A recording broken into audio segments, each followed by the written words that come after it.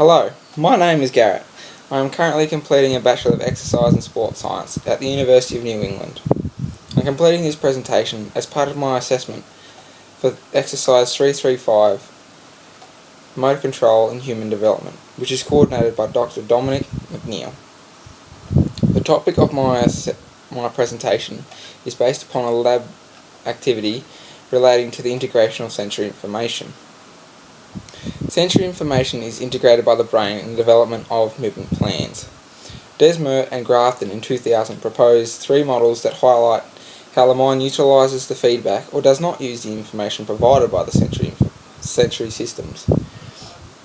In regards to a research reaching and grasping task, a sensory feedback model is where the position of the participant's reaching hand is estimated based on the visual and other sensory systems providing information to the brain.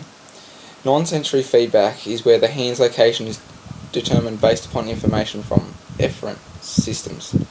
The final model includes internal feedback, with the location of the person's hand estimated with the combination of both efferent and afferent signals.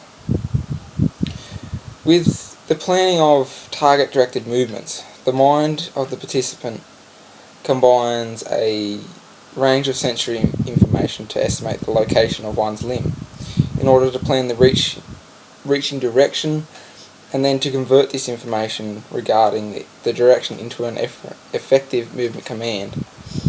Sober and Sabs 2005. The first task that was completed was a visual dominance task. In partners, holding both arms straight out in front, crossing one over the other, then from this position, turning the palms inward facing each other, interlocking the fingers, rolling the hands downwards towards the chest and upwards so the knuckles are facing up to the sky.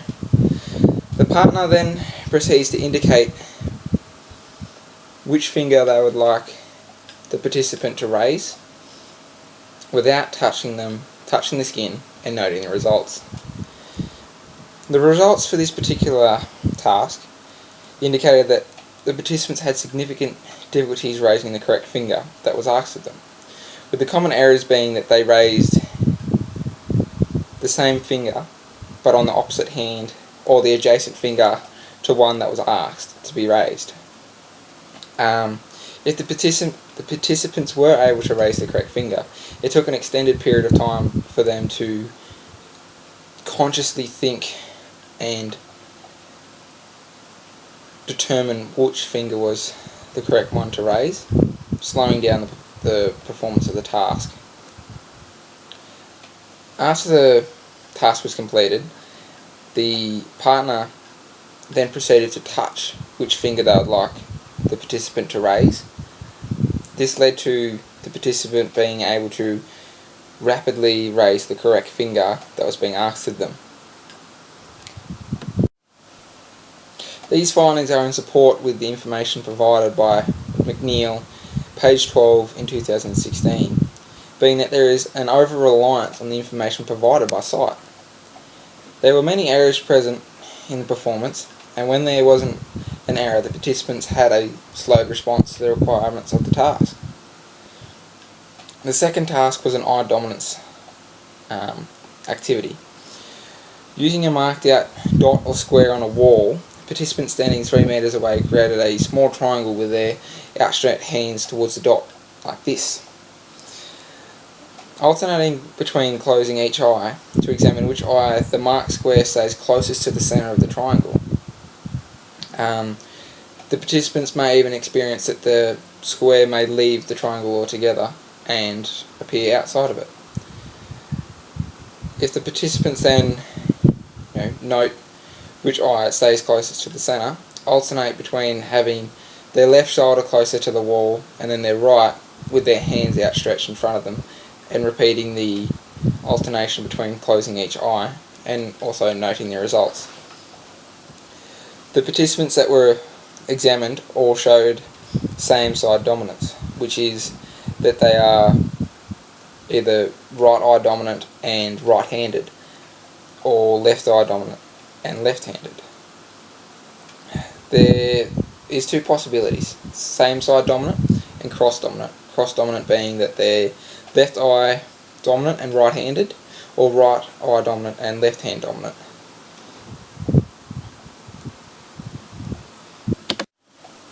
The third task was a static visual acuity task. The ability to visually distinguish detail in objects is called visual acuity. The visual acuity is measured by the Snellen eye chart, with the letters decreasing in size in a decreasing manner, with the smallest letter that are able to be distinguished accurately determines the participant's visual ability. McNeil, page 13, 2016. The task: testing each eye individually as well as both eyes at the end. The static visual acuity score is stated as a fraction, the distance as the numerator, 6 meters or 20 feet, with the denominator the distance a normal eye would be able to read the final line that the participant can read. The participants examined all had 20/20 vision with both their left and right eye, as well as both eyes combined.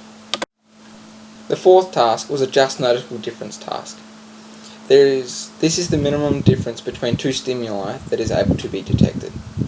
If the two stimuli are less than the just noticeable difference, the participant is unable to reliably and accurately determine that this difference exists.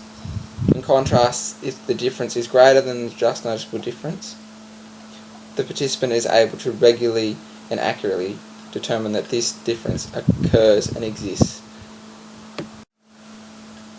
Firstly was a weight discrimination task. One person was blindfolded, 2 weights were placed in their hands, one in each hand, and they were asked if they could determine the difference between those 2 weights. Repeating this process with a range of different weights of varying size differences as well as the size of the weights. So like using lighter weights of the same difference in both light weights and heavier weights to determine whether there is a similarity between being able to pick up the difference between the two stimuli across the range of weights available. The results determined that the weight difference that were able to be identified was 5 grams. This was only able to be detected at the lighter weights for this particular participant, while heavier weights meant that the participant was only able to detect a difference of 15 grams.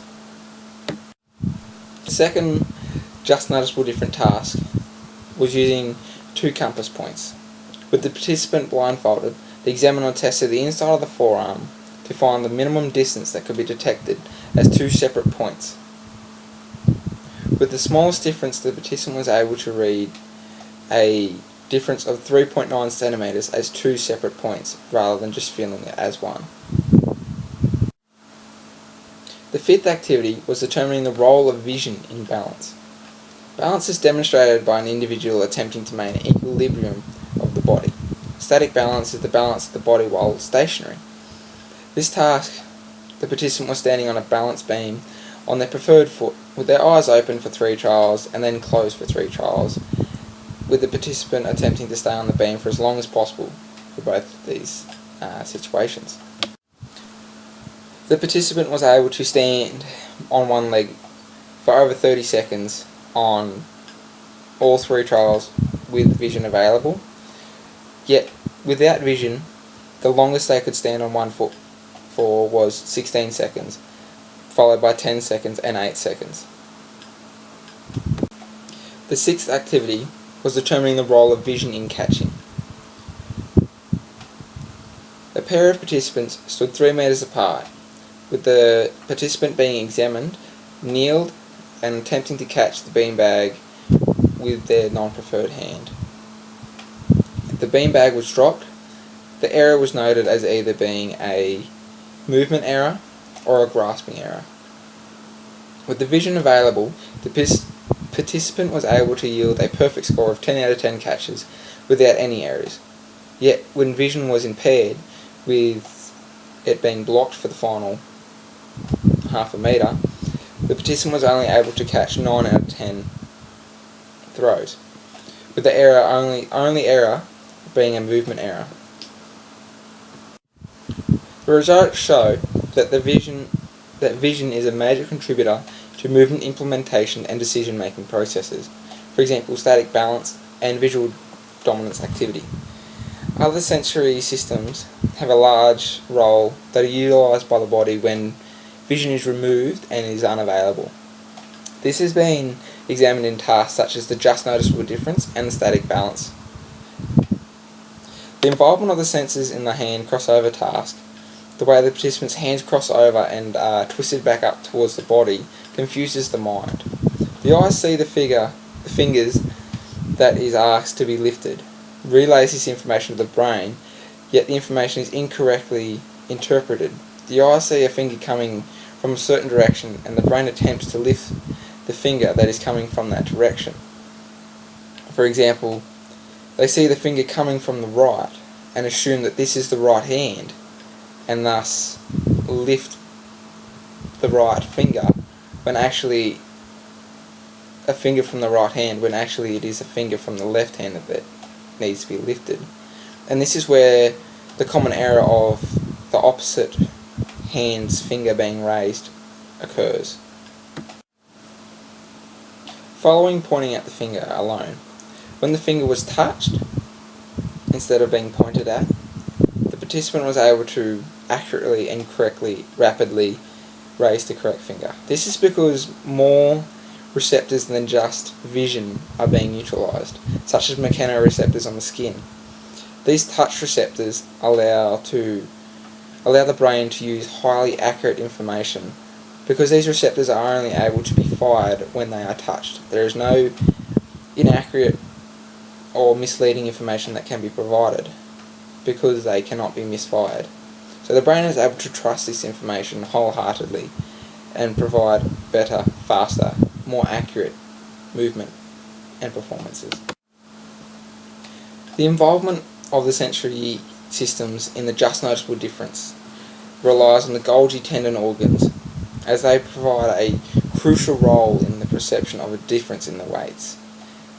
Measuring the stretch that occurs in the muscle and tendons involved in holding the mass tubes, the body uses the real-time sensory information provided by the Golgi tendon organs as well as resulting information from efferent signals to produce an estimate of the weight placed in the hands. Brayanov and Smith, 2010. The conscious mind then determines which of these two estimates was the heavier. Mechanoreceptors throughout the skin of the inner forearm attempt to detect two separate points of the compass. The receptors' end plates cover a certain area when the compass is placed on the skin of the forearm. It has the potential to be placed on the same nerve end plate, and as such be detected as the same point and be perceived as this the one point on the forearm.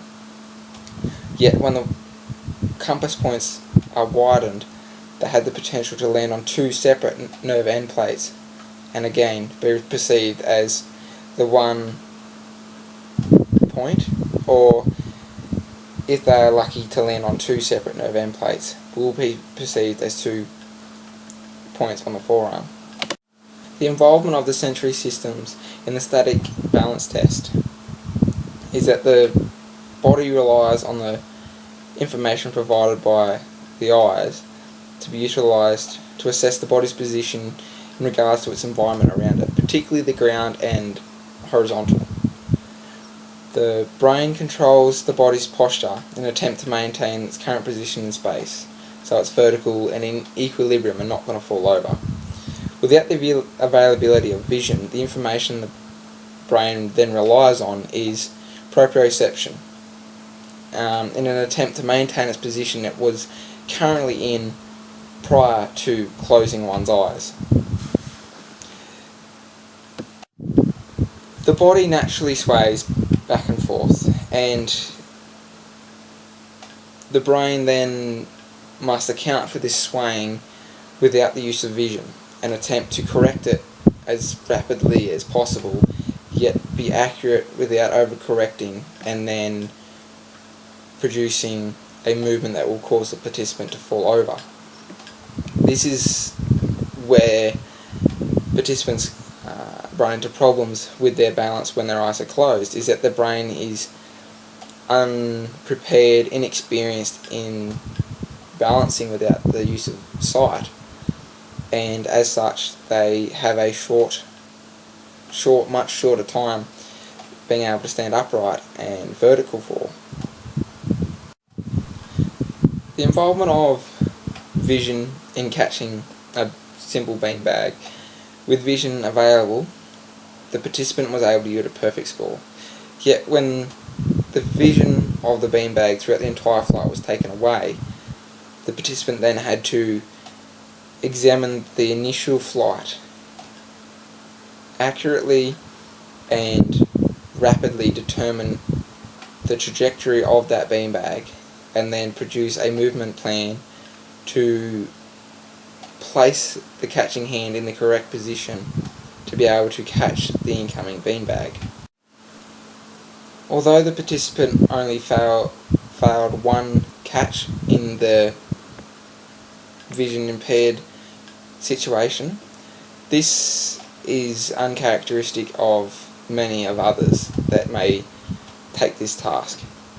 This participant has a load of experience in trajectory and projectile sports such as cricket and soccer, so they are very experienced in predicting the outcome of a projectile when vision is both impaired and available. So their performance is likely to be much higher than that of others.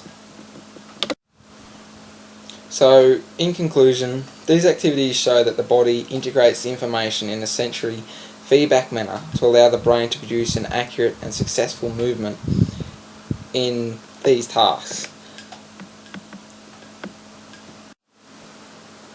Thank you for watching, guys. I hope this was of some help and hope it was useful. Thank you.